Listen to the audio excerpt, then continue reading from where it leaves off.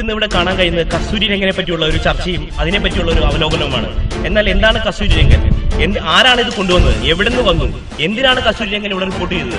എന്നാൽ ഇതെല്ലാം അജണ്ട 21 പ്രകാരം അമേരിക്കയുടെയാണെന്നാണ് ഞങ്ങൾ കണ്ടെത്തിയിരിക്കുന്ന രഹസ്യം. എന്നാൽ ഇതിൽ മറ്റൊരു സത്യം കൂടിയുണ്ട്. അപ്പോൾ അമേരിക്ക പല പരീക്ഷണങ്ങൾ നടത്താൻ ഉപയോഗിക്കുന്നത് മറ്റു ദരിദ്ര രാഷ്ട്രങ്ങളെയും അവരുടെ ചൊൽപ്പടിയിൽ നിൽക്കുന്ന പല രാഷ്ട്രങ്ങളെയുമാണ്. ഇതിന്റെ ഒരു ഭാഗമായിട്ടാണ് ഇന്ത്യയിലും ഇവർ പല പല പരീക്ഷണങ്ങൾ നടത്തിക്കൊണ്ടിരിക്കുന്നത്. ഇവിടെ കണികാ സിദ്ധാന്തം കേരളത്തിൽ, അത് ഇടുക്കി ജില്ലയിൽ മുല്ലപ്പെരിയാറിനോട് തമിഴ്നാടും ചേർത്ത് അതിർത്തിയിലാണ് ഇതിന് പരീക്ഷ നടത്തിയിരിക്കുന്നത്. ഭൂമിക്കടിയിൽ പല പല സ്ഫോടനങ്ങൾ നടത്തുക. ഈ സ്ഫോടനങ്ങളിലൂടെ അവർ പല പരീക്ഷണങ്ങൾ നടത്തുക. ഓൾറെഡി നമ്മുടെ സർക്കാരോ മറ്റൊരാരോ ഇതിനെല്ലാം ഒത്താശ നൽകിയിരിക്കുന്നു. ഈ പരീക്ഷണങ്ങൾ ഇവിടെ നടത്തിക്കൊണ്ടിരിക്കുകയാണ്. നിങ്ങൾ ഇന്റർനെറ്റിൽ ഒന്ന് സെർച്ച് ചെയ്തു. കണികാ സിദ്ധാന്ത പരീക്ഷണം കേരളത്തിലും ഇടുക്കി ജില്ലയിൽ വിക്കിപീഡിയയിൽ തന്നെ പറയുന്നുണ്ട് ഇതിനെപ്പറ്റി. ആരാണ് ഇത് കൊണ്ടുവന്നത്?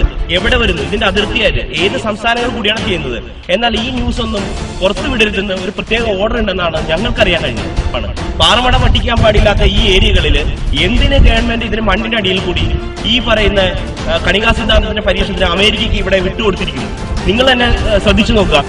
പരിസ്ഥിതി ലോല പ്രദേശങ്ങൾ ഉൾപ്പെടുന്ന പശ്ചിമഘട്ടം തുരന്ന് അമേരിക്കയുടെ കണികാ പരീക്ഷണശാല സജ്ജമാവുന്നു. പശ്ചിമഘട്ടങ്ങൾക്ക് നടുവിലൂടെ തുരങ്കം തീർക്കുന്ന പരീക്ഷണശാല പദ്ധതി ഇടുക്കി അണക്കെട്ടിനെ ദോഷകരമായി ബാധിക്കുമെന്നും കേരളത്തിൽ ദൂരവ്യാപകമായ പാരിസ്ഥിതിക പ്രശ്നങ്ങൾക്ക് ഇടയാക്കുമെന്നും വിദഗ്ധർ ചൂണ്ടിക്കാട്ടിയിട്ടുണ്ട്. പശ്ചിമഘട്ട സംരക്ഷണത്തിനായി കസ്തൂരി രംഗൻ റിപ്പോർട്ട് നടപ്പിലാക്കാൻ കേന്ദ്ര സർക്കാർ തിരക്കിട്ട നീക്കം നടക്കുന്നതിന് ഇടയിലാണ് പരീക്ഷണശാലയ്ക്കായി പശ്ചിമഘട്ടം തുറക്കുന്നത്. തമിഴ്നാട്ടിലെ തേവാരത്തിനടുത്ത് പൊട്ടിപ്പുറം ഗ്രാമത്തിൽ കണികാ പരീക്ഷണം സ്ഥാപിക്കുന്നതിന് 2010 ജൂണിലാണ് കേന്ദ്ര വനം പരിസ്ഥിതി മന്ത്രാലയം അനുമതി നൽകിയത്. പരീക്ഷണശാലയ്ക്കായി തേനിയിൽ നിർമ്മിക്കുന്ന 2 കിലോമീറ്റർ ദൂരമുള്ള ഭൂഗർഭ ഗുഹ ഇടുക്കി ജില്ലയിലേക്ക് 3/4 കിലോമീറ്ററോളം നീളും. ഇത് അണക്കെട്ടുകളെ പ്രതികൂലമായി ബാധിക്കുമെന്നും ഭൂചലനങ്ങൾക്കും അണുവികരണങ്ങൾക്കും കാരണമാകുമെന്നും വിദഗ്ധർ അഭിപ്രായപ്പെടുന്നു.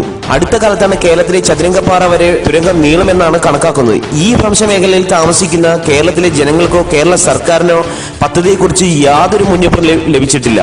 3 വർഷത്തോളം 1 ലക്ഷം കിലോഗ്രാം ജെലാറ്റിൻ സ്റ്റിക്ക് ഉപയോഗിച്ച് 8 ലക്ഷം ടൺ പാറകളും മറ്റും നീക്കം ചെയ്യുന്നത് ഈ മേഖലയിൽ ഭൂകമ്പ സാധ്യത വർദ്ധിപ്പിക്കുമെന്നും പരീക്ഷണശാലയിൽ നിന്ന് അണുവികീർണമുണ്ടായാൽ അണക്കെട്ടിലെ വെള്ളം മുഴുവൻ തുറന്നുവിടേണ്ടി വരുമെന്നും വിദഗ്ധർ അഭിപ്രായപ്പെട്ടു.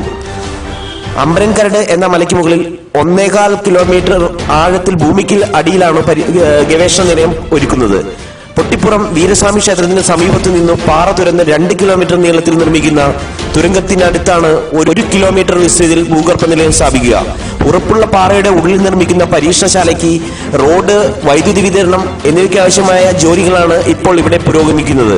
തേനി ജില്ലയിലെ പൊട്ടിപ്പുറം ഗ്രാമത്തിൽ സ്ഥാപിക്കുന്ന ഇന്ത്യ ബേസ്ഡ് ന്യൂക്ലിനോ ഒബ്സർവേറ്ററി INO ലോകത്തെ 4ാമത്തെ വലിയ കണികാ പരീക്ഷണശാലയാകുമെന്നാണ് കരുതപ്പെടുന്നത്. എന്നാൽ NIO തദ്ദേശവാസികൾക്ക് പോലും കൃത്യമായ വിവരമില്ല. കേന്ദ്ര സർക്കാരിന്റെ കമ്പനി വരുന്നെന്ന് മാത്രമേ പൊട്ടിപ്പുറം നിവാസികൾക്ക് അറിയൂ. പരീക്ഷണവും പദ്ധതിയും സംബന്ധിച്ച വ്യക്തമായ വിവരങ്ങൾ നൽകാൻ INO അധികൃതരും തമിഴ്നാട് സർക്കാരും തയ്യാറായിട്ടില്ല. പരീക്ഷണശാല സ്ഥാപിക്കുന്നതിനെ കുറിച്ച് തമിഴ്നാട്ടിലെ മാധ്യമങ്ങളോട് പോലും പ്രതികരിക്കാൻ സംസ്ഥാന സർക്കാർ തയ്യാറായിട്ടില്ല. ഇതേക്കുറിച്ച് കൂടുതൽ അന്വേഷിക്കേണ്ടെന്നും വാർത്ത നൽകരുതെന്നും മാധ്യമങ്ങൾക്ക് സർക്കാർ നിർദ്ദേശം നൽകിയിട്ടുണ്ട്. പൊതുപരിപാടികളുമായി സഹകരിക്കാത്ത മധുരയിലെ അമേരിക്കൻ കോളേജ് അധികൃതർ പദ്ധതി നടപ്പാക്കുന്നതിന് ചുക്കാൻ പിടിച്ചു രംഗത്തെത്തിയത് ദുരൂഹത വർദ്ധിപ്പിച്ചിട്ടുണ്ട്. പരീക്ഷണ പദ്ധതി എന്താണെന്ന് അറിയാതെ സ്ഥലം കണ്ടെത്താൻ സർവേ നടത്തുന്നതും പ്രദേശത്ത് എതിർപ്പിനിടയാക്കിയിരിക്കുന്നു. ഇതേ പരീക്ഷണം തന്നെ ഇന്തോനേഷ്യയിലും പരീക്ഷിച്ചതാണ്. ഇതൊന്നും സർക്കാർ കണ്ടില്ല എന്നാണ് നടിക്കുന്നത്. അവിടെ സ്ഥിരമായി അഗ്നിരോധ സ്ഫോടനം നടക്കുകയും ഭൂചലനം ഉണ്ടാവുകയും ചെയ്തുകൊണ്ടിരിക്കുകയാണ്.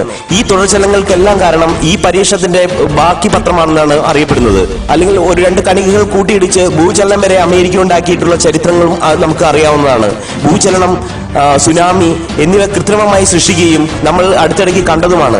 ഇതെല്ലാം ജനങ്ങളും ഓരോ സർക്കാരുകളും തെറ്റിദ്ധരിക്കപ്പെട്ടിരിക്കുന്നത് ഇതെല്ലാം സ്വാഭാവികമായി ഉണ്ടാകുന്നു എന്നാണ്.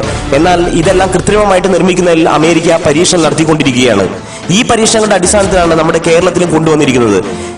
ഇതിലുണ്ടാകുന്ന വികിരണങ്ങൾ മാരകമായ ക്യാൻസറിനും ഭാവി തലമുറകളെയും വളരെയേറെ ബാധിക്കാവുന്ന ഒരു പരീക്ഷണമാണ്.